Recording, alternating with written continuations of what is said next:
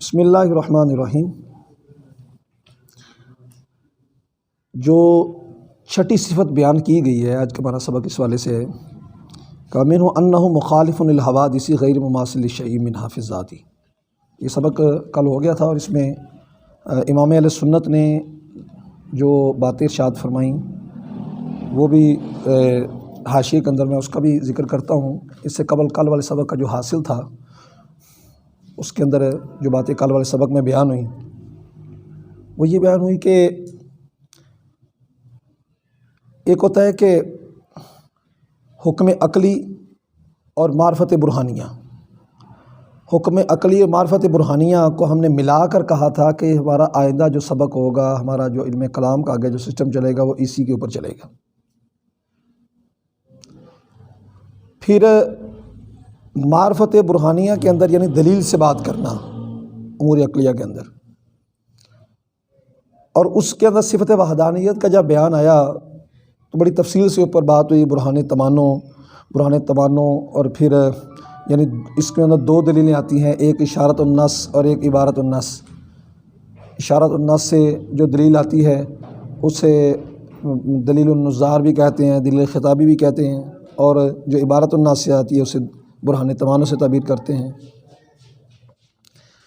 یہ جو دلیل خطابی ہے اس کے اوپر کافی لیدے ہوئی حجت کنائیہ ہے کہ قطعیہ ہے، اس کے اوپر تفصیل سے بات آگئی تھی۔ اور صفت وحدانیت کا جو اللہ تبارک و تعالیٰ کی صفت وحدانیت ہے، واحد ہونا، اس کے اوپر یہ بات کرتے ہوئے انہوں نے آخر میں یہ بات فرمائی کہ جو عجز ہے برہان تمانو سے یہ بات جو سمجھ آتی ہے کہ اللہ کے لیے عجز کا ثبوت نہیں ہو سکتا۔ عجز کا ثبوت کرو گے تو وہ اللہ تعالیٰ کی وحدانیت کے منافی امر ہو جائے گا، اور اللہ کے منافی جو امر ہے اس کی شان الوہیت کے منافی ہے۔ تو وہاں سے انہوں نے ایک نتیجہ نکالا کہ عجز کا ثبوت جس مکتبہ فکر نے کیا ہے اس نے غلط کیا ہے، کہ اللہ رب العزت کے لیے الوہیت کا ثبوت ماننے کے لیے اس نے اللہ تعالیٰ کے لیے عجز کا ثبوت کر دیا، یہ ان کی جہالت ہے۔ آج کا ہمارا جو سبق ہے جہاں سے بات چلی تھی حوادث کے مخالف ہے اللہ کی ذات، اور اس کے اوپر دلیل یہ دی کہ لیس کمثلہ شیء، اللہ کی طرح کوئی چیز نہیں۔ حضور امام علیہ سنت علیہ الرحمہ نے اس کے اوپر لیس کمثلہ شیء پر جو اپنا ایک اندیہ پیش فرمایا، وہ فرمایا کہ یہ دعویٰ بھی ہے دلیل بھی ہے۔ اچھا، دعویٰ کیسے اور دلیل کیسے؟ دعویٰ یہ کہ اللہ رب العزت کی ذات واجب الوجود ہے، اس کا انتفاع معدوم ہے، یعنی انتفاع نہیں ہو سکتا۔ انتفاع یعنی معدوم ہونا نہیں ہوگا اس کا۔ اللہ واجب الوجود ہے، اس کا معدوم ہونا جائز نہیں ہے، یہ دعویٰ ہے۔ کہتے دلیل بھی اسی میں ہے۔ دلیل اس میں کیسے؟ کہا بھی اس میں آپ غور کریں تو یہ فرمایا گیا کہ لیس کمثلہ شیء، اگر کاف کو زائدہ قرار نہ دیں تو مانا ہوا کہ اللہ کی مثل کی طرح کوئی چیز نہیں۔ یہ در حقیقت دوسرے لفظوں میں یہ کہا گیا کہ بھی مثل جو ہے نا، مثل کی مثل ہوتا اصول یہی ہے کہ جس چیز کی مثل ہوتی ہے تو اس کی آگے بھی مثل ہوتی ہے، اور جس کی مثل نہ ہو اس کا مطلب اس کی مثل بھی خود بھی نہیں ہے۔ اور یہ دعویٰ بھی ہے کہ اگر مثل کی مثل ہوتی تو انتفاع ہوتا، لیکن مثل کی مثل نہیں ہے لہذا اس کا انتفاع، یعنی اللہ واجب الوجود ہے تو واجب الوجود جو ذات ہے اس کی مثل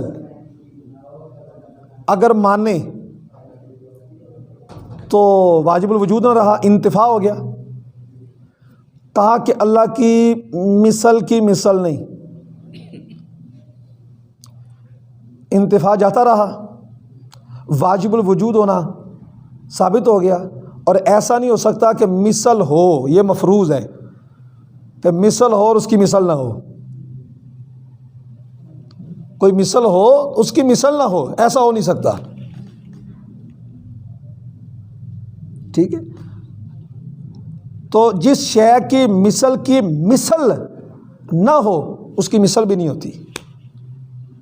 یہ اس طریقے سے دلیل کا انداز ہے کہ جس کی مثل ہو اس کی مثل بھی ہوتی ہے، یہ مفروض ہے، مسلم ہے، اور جس کی مثل نہ ہو تو اس کی مثل بھی نہیں ہوتی۔ یہ ہے امام علیہ سنت نے فرمایا، یہ دعویٰ بھی ہے اور دلیل بھی ہے۔ اور آپ نے فرمایا کہ اس کو دوسرے لفظوں میں یوں سمجھ لو، وَبِعِبَارَةٍ أُخْرَى، دوسرے لفظوں میں اس کو یوں سمجھو کہ اللہ کی صفات، اللہ تعالیٰ کی صفات میں ایک بات یہ ہے کہ وہ دو کے درمیان شرکت کو قبول نہیں کرتا، دو کے درمیان شرکت کو قبول، یعنی ایسا وصف جو اشتراک ہو دوسرے میں، تو اشتراک جب ہوگا تو وہ مثل ہو جائے گا نا۔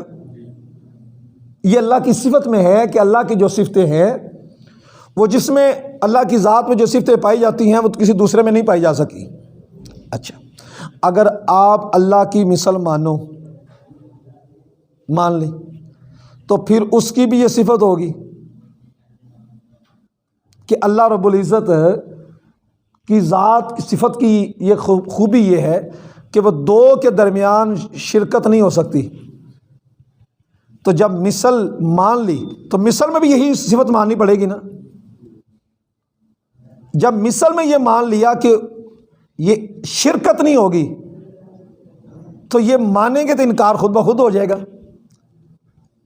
یہ مثل بھی مان رہے ہو اور وہ صفتیں جس کے اندر ایک یہ بھی موجود ہے کہ اللہ کی صفت اور شان کے لائق یہ ہے کہ وہ دو کے درمیان اس کی شرکت نہیں ہو سکتی، مثل مانی بھی، اور وہی صفت جو اللہ کی شان کے لائق ہے کہ دو کے درمیان شرکت نہیں ہو سکتی، یہ تو باطل ہو گیا۔ پھر اس کو یوں بیان کیا کہ لیس کمثلہ شیء، کہ اللہ کی مثل نہیں، اللہ کی مثل کی طرح کوئی نہیں، کہ اللہ رب العزت کی شان یہ ہے۔ اب ترجمے میں اس کو سمجھیں کہ الہ کی صفات میں سے یہ بات ہے کہ عقل جو ہے وہ دو کے درمیان شرکت کو، عقل جو ہے دو کے درمیان شرکت کو قبول نہیں کرتی۔ اگر اللہ کے لیے، اللہ سبحانہ و تعالیٰ کے لیے مثل بن جائے تو وہ مثل بھی انہی صفات کے ساتھ متصف ہوگی نا۔ اب جب وہ مثل انہی صفات کے ساتھ متصف ہوئی تو پھر اللہ رب العزت کی صفات میں یہ ہے کہ وہ مثلیت سے تعالی منزہ ہوتی ہے۔ اللہ کی شان میں یہ بات ہے کہ وہ مثلیت سے منزہ ہے، بلند ہے ذات وہ مثلیت سے۔ تو وہ جو مثل بنائی ہے وہ بھی تو پھر منزہ ہوگی نا۔ جو مثل بنائی وہ مثل بھی منزہ ہوگی مثلیت سے، اور یہ مفروض ہے کہ کوئی مثل کسی کی ہو تو اس کی مثل آگے ضرور ہوتی ہے۔ تو جو مثلیت سے منزہ ہوئی، جو مثلیت سے منزہ ہوئی وہ مثل رہی نہ، سو اس سے بھی اللہ واجب الوجود کا ثبوت ہو گیا۔ آپ فرماتے ہیں اس میں کسی تعویل کی گنجائش نہیں کرنی پڑے گی، کاف کو زائدہ قرار بھی نہیں دینا پڑے گا، اور ایک بڑی دقیق اور لطیف طور پر یہ دلیل بنے گی کہ یہ دعویٰ بھی ہے اور دلیل بھی ہے کہ اللہ کی مثل جیسی کوئی چیز نہیں، یعنی مثل کا ثبوت ہو ہی نہیں سکے گا۔ وہ کیسے؟ اس لیے کہ اللہ کی مثل، جس کی مثل ہو کسی شے کی اس کی آگے مثل ضرور ہوتی ہے، اور جب اللہ کی مثل نہیں ہے تو پھر اللہ رب العزت کی مثل بھی نہیں ہوگی۔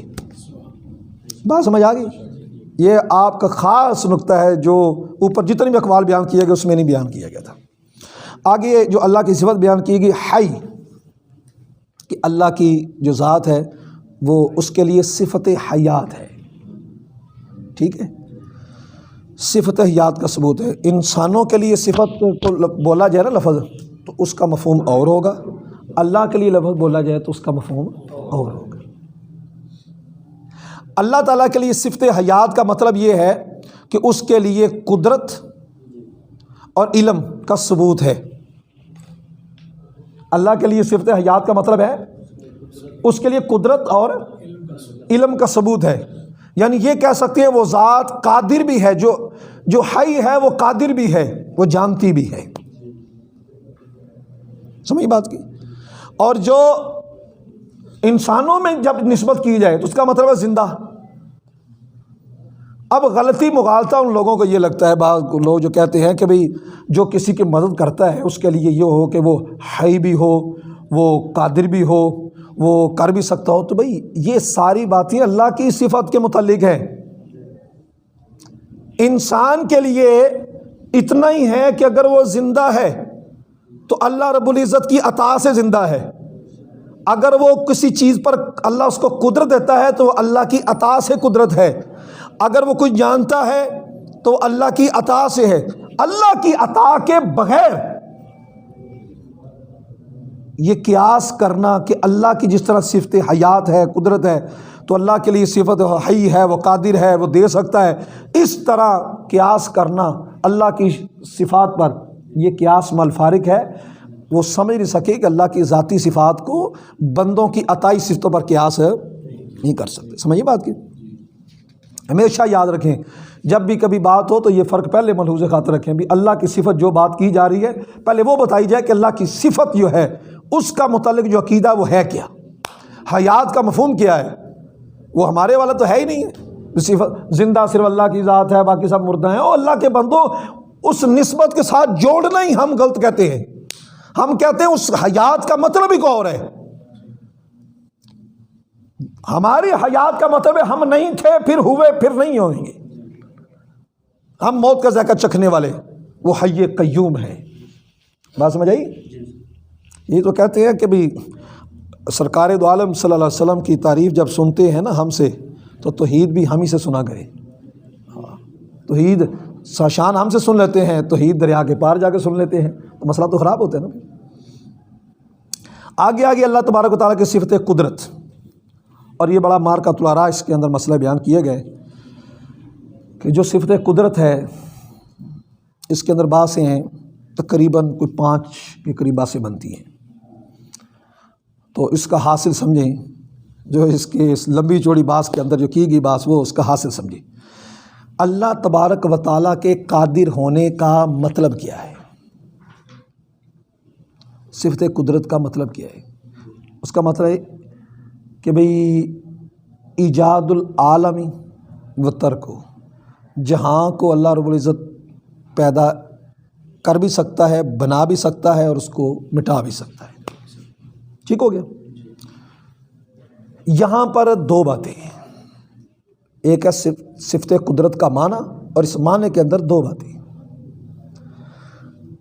اللہ تعالیٰ کی صفت قدرت کا مطلب ہے ہم ماتریدیہ کے نزدیک کہ اللہ رب العزت جو چاہتا ہے کر لیتا ہے، جو نہیں چاہتا وہ نہیں کرتا، اختیار ہے، قدرت ہے، چاہے تو کر دے چاہے تو چھوڑ دے۔ ایجاد العالمی و ترکہ، اسے بات سمجھ آ گئی؟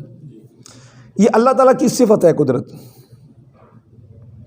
اور ایسی صفت نہیں کہ جس میں مقدور بھی صفت قادر قدرت، اور جو اس کا اثر مقدور میں ہوتا ہے وہ بھی لازم ہو جائے، ایسی بات نہیں۔ معتزلہ اس مقام پر کہتے ہیں، انہوں نے کہا کہ قدرت جو ہے وہ جس طرح صفت قدرت لازم ہے اس طرح مقدور بھی اللہ کو لازم ہے۔ اچھا، اس بات کا نتیجہ کہاں پڑے گا؟ پھر کوئی ثمرہ تو نکلے گا نا کسی مقام پر۔ وہ کہتے ہیں کہ یہ جو جہان ہے نا یہ فنا ہو سکتا ہے، اللہ کر سکتا ہے، لیکن اس طرح نہیں کہ بالکل فنا کر دے اور ایسا ہو جائے اور اس کا نظام بالکل دھرم پٹم ہو جائے، ایسا نہیں ہو سکتا۔ کیوں؟ کیا جس طرح اللہ تعالیٰ کی صفت قدرت اللہ کو لازم ہے نا، اس طرح صفت مقدور بھی لازم ہے۔ جہان کو اللہ تبارک و تعالیٰ اس طرح جو فنا نہیں کر سکتا، یہ مٹ نہیں سکتا اس طرح۔ یہ معتزلہ فرقے نے بات کہی۔ ہمارا اس بارے میں عقیدہ یہ ہے کہ صفت قدرت اس کا مفہوم یہ ہے کہ اللہ کر سکتا ہے جو چاہے، اور مقدور جو ہے اس کا قدرت کا اثر اس میں ضرور ہے، لیکن وہ اللہ کو صفت قدرت کی طرح لازم اس کا حاصل اتنا ہی ہے۔ ایک بات ہوگی جی۔ اس میں ایک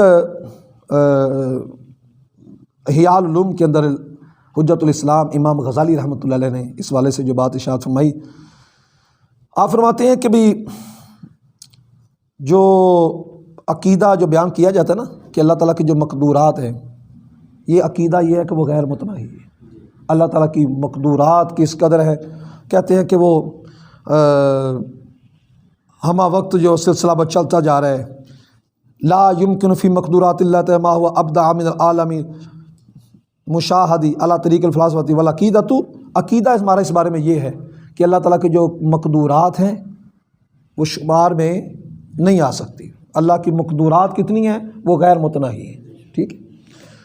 یہاں پر انہوں نے کہا کہ امام غزالی رحمۃ اللہ علیہ احیاء العلوم میں اس مقام پر کتاب التوکل کے اندر جو اس کے خلاف جملہ فرمایا فلسفیوں کے طریقے پر، وہ آپ سے شاید ذہول ہو گیا یا کوئی الحاقی عبارت ہے یا اس میں کوئی مس ہو گئی ہے، تو کہتے ہیں یہ ان کی دیگر عبارتوں کے مخالف آ رہے، اس واسطے اس کا اعتبار نہیں کیا جائے گا۔ فلسفیوں نے یہ کہا نا کہ بھئی جو نظام مشاہد چل رہا ہے یہ تل پٹ ہو جائے، ایسا نہیں ہو سکتا۔ ہم کہتے ہیں اللہ تبارک و تعالیٰ کے جو وہ کہتے ہیں ایسا نہیں ہو سکتا، ہم کہتے ہیں ہو سکتا ہے ایسا۔ اللہ تبارک و تعالیٰ کی قدرت میں بات ہے، مقدورات جتنی ہیں وہ ساری ساری غیر متناہی، اللہ جو چاہے فرما سکتا ہے، سمجھیے نا بات کی۔ اب آگے عقیدہ مسئلہ یہ چلا نمبر 2 کہ اللہ تبارک و تعالیٰ کو کی قدرت وہ واجب یا محال کے ساتھ متعلق ہے کہ نہیں۔ یہ نا ایک لفظ یوں نہ بولا کریں کہ اللہ تعالیٰ کو واجب اور محال پر قدرت ہے کہ نہیں، یہ پر والا لفظ نہ بولیں، اس میں ایک فنی خرابی آتی ہے، لوگوں کا ذہن بھی دوسری طرف چلا جاتا ہے، کیونکہ جو عقیدے کے اعتبار سے بات ہے نا، مسئلہ جو آگے تفصیل ہے وہ یہی ہے کہ واجب اور محال کے ساتھ قدرت کا علاقہ ہے کہ نہیں، تعلق ہے کہ نہیں، سمجھیں نا بات کی۔ کیونکہ آگے ہم جتنے بھی جواب دیتے ہیں نا کہ بھی واجب اور محال کے ساتھ قدرت کا تعلق نہیں ہے، تو وہاں پر ہم آخری جواب میں یہ بات رکھتے ہیں کہ اصل یہ قدرت کی خرابی کوتاہی نہیں ہے، قصور اس کا نہیں ہے، بلکہ قصور کس کا ہے؟ اس متعلق کا ہے کہ وہ اس قابل نہیں ہے کہ وہ تحت قدرت آ سکے، سمجھ لگی نا بات کی۔ واجب اللہ کی ذات واجب ہے، تو کیا اللہ تبارک و تعالیٰ کوئی اور دوسرا خدا بنانے پر اللہ تعالیٰ کی قدرت کو کسی دوسرا خدا بنانے کے ساتھ شامل کیا جا سکتا ہے؟ یہ کہا جا سکتا ہے، بلکہ یہی بے ادبی بنتی جائے گی کہ اللہ تبارک و تعالیٰ کی قدرت کو کسی دوسرے خدا کے ساتھ جوڑا جائے کہ وہ دوسرے خدا بنانے پر بھی قدرت رکھتا ہے، یہ واجب ہے، ذات واجب وجود ہے، تو دوسرا واجب اگر بنائے تو یہ محال ہو جائے گا، اور محال پر اللہ کی ذات کی قدرت نہیں ہے، اس لیے قدرت نہیں ہے کہ قدرت میں کمی ہے، اس لیے کہ وہ مقدور ایسا ہے کہ جو اللہ کی شان قدرت کے لائق نہیں ہے۔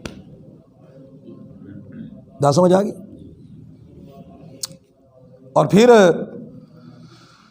اللہ اکبر کہ اللہ تبارک و تعالیٰ قادر ہے جی بیٹا بنانے پر، ابن حزم کی گمراہی جی، اس نے کہہ دیا کہ یہ تاخذ والدہ، یہ کہ وہ بیٹا بنانے پر قدرت رکھتا ہے، اگر وہ قادر نہ ہو تو واجز ہو جائے گا۔